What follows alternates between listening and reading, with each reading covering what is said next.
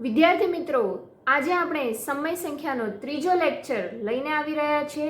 આજના લેક્ચરમાં સમય સંખ્યાના ગુણધર્મોની આપણે વાત કરીશું. તો આપણે અગાઉ 2 ગુણધર્મો જોયા છે. આજે ત્રીજો ગુણધર્મ. આ વિડીયો લેક્ચરમાં આપણે ત્રીજો ગુણધર્મ જૂથનો ગુણધર્મ, વિભાજનનો ગુણધર્મ, શૂન્યની ભૂમિકા તથા એકની ભૂમિકા વિશે સમજીશું. તો વિડીયોમાં છેક સુધી બન્યા રહેજો. તો ચાલો શરૂ કરીએ. જૂથનો ગુણધર્મ.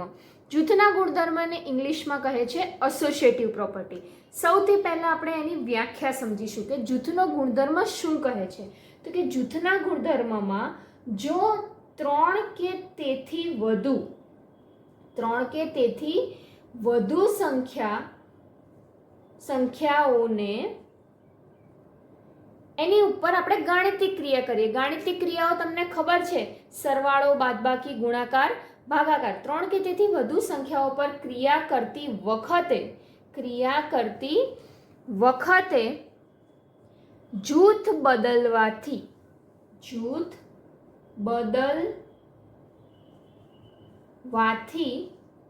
પરિણામ, જો તમારો જવાબ ડાબા બરાબર જબા પરિણામ ન બદલાય તો તે સંખ્યા એ જૂથના ગુણધર્મનું પાલન કરે છે. ચાલો તમને એનું એક સૂત્ર સમજાવું. સૂત્ર શું કહે છે? આપણે જેમ ક્રમનો ગુણધર્મ જોયો તો અગાઉ, એમ જૂથના ગુણધર્મનું સૂત્ર શું છે? તો કે A plus B plus C. અહીંયા મેં ડાબી બાજુ B અને C નું જૂથ બનાવ્યું છે.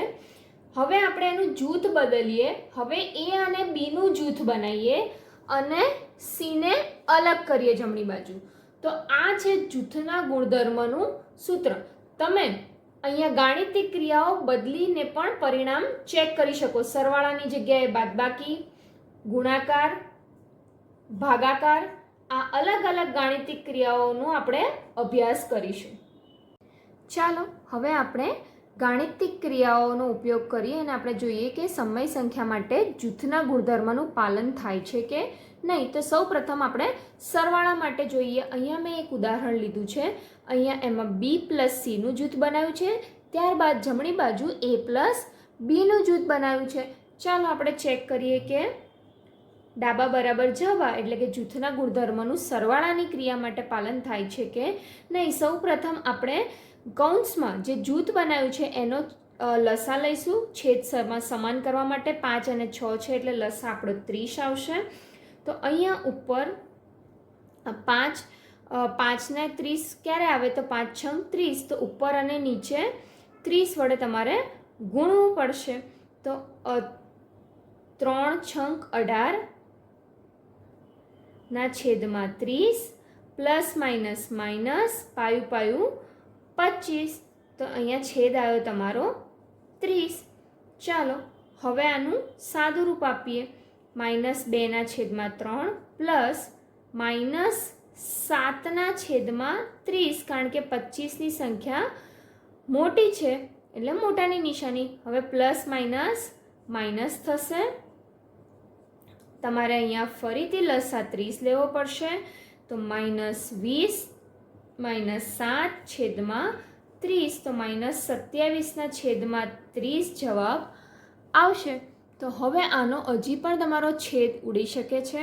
તમે આનો છેદ ઉડાડશો તો જવાબ આવશે -9 ના છેદમાં 10 3ના ઘડિયાથી. ત્યારબાદ હવે આપણે જમણી બાજુ ચેક કરીએ જૂથ બદલીને. તો હવે અહીંયા પણ તમારે છેદ સમાન કરવા માટે લસા લેવો પડે. 15 લસા આવશે. તો -10 પ્લસ 9 છેદમાં 15 પ્લસ માઇનસ 5 ના છેદમાં 6 -1 ના છેદમાં 15 -5 ના છેદમાં 6. 15 અને 6નો લસા કાઢીને જોવાનો. લસા આવશે 30 લાવવા માટે આપણે 15ને ઉપર અને નીચે આપણે 2 વડે ગુણવા પડે. અને અહીંયા 6 પંચાને 30 એટલે પાયું 25. હવે જવાબ આવશે પ્લસ 25 પ્લસ 2 27 ના છેદમાં 30. આનો પણ તમે 3ના ઘડિયાથી છેદ ઉડાડશો તો જવાબ આવશે 9 ના છેદમાં 10. તો તમે જોઈ શકો છો કે ડાબા બરાબર જબા તમારું થાય છે. ડાબા બરાબર જબા માટે ક્રમના ગુણધર્મનું જૂથના ગુણધર્મનું પાલન થાય છે સમય સંખ્યા માટે સરવાળાની ગાણિતિક ક્રિયામાં. ત્યારબાદ બાદબાકીની ક્રિયા માટે આપણે જૂથના ગુણધર્મનું પાલન થાય છે કે નહીં તે ચકાસીએ. જૂથમાં સૌ પ્રથમ આપણે બી અને સીનું જૂથ બનાવ્યું છે. અહીંયા મેં એક ઉદાહરણ લીધું છે. ચાલો આપણે એને સોલ્વ કરીએ. તમારે છેદ સમાન કરવા માટે લસા લેવો પડશે. લસા આવશે 10, એટલે છેદમાં ઉપર અને નીચે તમારે 2 વડે ગુણવું પડશે, જ્યારે અહીંયા તમારે ઉપર અને નીચે 5 વડે ગુણવું પડશે. હવે માઇનસ માઇનસ પ્લસ થશે, એટલે 8 અને 5 જવાબ આવશે -13/10. તમે અહીંયા ફરીથી લસા લેશો તો લસા આવશે 30. અહીંયા ઉપર નીચે 10 વડે ગુણવું પડશે, જ્યારે અહીંયા ઉપર નીચે તમારે 3 વડે ગુણવું પડશે. 13 તરીને 39, માઇનસ માઇનસ પ્લસ થયા, છેદમાં આવ્યો જવાબ 30. તો જવાબ વધશે 19/30. હવે આપણે જમણી બાજુ ચેક કરીએ, જબા શું આવે છે તે તપાસીએ. હવે જૂથ એ અને બીની સંખ્યાનું જૂથ બનાવ્યું છે. લસા આવશે તમારો 15, છેદ સમાન કરવાનો, અહીંયા ઉપર 5 વડે ગુણ્યાનું, 4 તરીને 12, છેદમાં 15, માઇનસ માઇનસ પ્લસ. હવે માઇનસ માઇનસ પ્લસ થશે, એટલે 10 ને 12 22, મોટાની નિશાની, પ્લસ 1/15, લસા 30 આવશે, એટલે 22 દુ 44, અને અહીંયા તમારે 15 દુ 30, છેદમાં આવશે 30. તમારે હવે 44માંથી 15 જાય તો તમારો જવાબ આવશે, તો તમે અહીંયા બાદબાકી કરશો તો જવાબ આવશે -29/30. તો તમે અહીંયા જોઈ શકો છો કે ડાબા બરાબર જબા નથી થતું, માટે ગાણિતિક ક્રિયા બાદબાકી માટે જૂથના ગુણધર્મનું પાલન થતું નથી. ચાલો ત્યારબાદ આપણે ગુણાકારની ગાણિતિક ક્રિયા માટે જૂથના ગુણધર્મનું પાલન થાય છે કે નહીં તે ચકાસીએ. સૌ પ્રથમ મેં અગાઉ જણાવ્યું તે પ્રમાણે તમારે જૂથને સોલ્વ કરવાનું.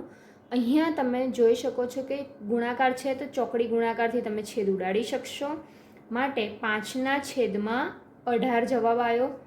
હવે તમે અહીંયા જો ક્રોસમાં તમારો જવાબ ઉડતો હોય તો તમે ઉડાડી શકો, જો ના ઉડતો હોય તો તમારે અંશનો અને છેદનો ગુણાકાર કરવાનો. 7×5 = 35 અને છેદમાં 18 તરી 54. ત્યારબાદ આપણે હવે જમણી બાજુ ચેક કરીશું. તો અહીંયા પણ જો ક્રોસમાં તમારે ગુણાકાર છેદ ઉડતો હોય તો ઉડાડી શકો, ના થાય તો તમારે અંશનો અને છેદનો ગુણાકાર કરવાનો. 35/12 ગુણ્યા 2/9. અહીંયા છેદ ઉડશે, 2 એકા 2, 6 દુને 12, તો જવાબ આવ્યો -35/54. તો તમે અહીંયા જોઈ શકો છો કે ડાબા બરાબર જબા થાય છે, માટે ગુણાકારની ક્રિયા માટે જૂથના ગુણધર્મનું પાલન થાય છે. ચાલો ત્યારબાદ ભાગાકારની ક્રિયા માટે આપણે જૂથના ગુણધર્મનું પાલન ચકાસીએ. અહીંયા મેં એક ઉદાહરણ લીધું છે. તમને અગાઉ જણાવ્યું હતું કે ભાગાકારની નિશાનીને દૂર કરી તમારે ગુણાકારની નિશાની કરી અને પાછળની સંખ્યાનો વ્યસ્ત લેવાનો હોય છે. તો અહીંયા તમે જોઈ શકો છો કે 1/2 ભાગ્યા, મેં અહીંયા વ્યસ્ત લઈ લીધો છે. જો ક્રોસમાં ગુણાકાર હવે થતો હોય તો કરવાનો, ના થાય તો અંશનો અને છેદનો ગુણાકાર. ત્યારબાદ ફરીથી આપણે ભાગાકારનું ચિહ્ન દૂર કરી અને વ્યસ્ત સંખ્યા લઈશું. તો અહીંયા આવશે 6/-10. ચાલો હવે આપણે જમણી બાજુ તપાસીએ. તો અહીંયા પ્રથમ 2 સંખ્યાઓનું જૂથ બનાવ્યું છે. તો આપણે ભાગાકારની નિશાની દૂર કરી ગુણાકાર અને પાછળની સંખ્યાનું તમારે વ્યસ્ત લેવાનો છે. તો અહીંયા જવાબ આવશે -3/2 ભાગ્યા 2/5. ફરીથી તમારે ભાગાકારની ચિહ્ન દૂર કરી ગુણાકાર કરી પાછળની સંખ્યાનો વ્યસ્ત લેવાનો છે. છેદ ઉડતો હોય તો ઉડાડી શકો, ના ઉડે તો તમારે અંશ અને છેદનો ગુણાકાર કરવાનો છે. તો અહીંયા તમે જોઈ શકો છો કે 3×5 = 15 અને 2 દુને 4. તો ડાબા બરાબર જબા થતું નથી, ડાબા બરાબર જબા નથી થતું, માટે ભાગાકારની ક્રિયા માં જૂથના ગુણધર્મનું પાલન થતું નથી.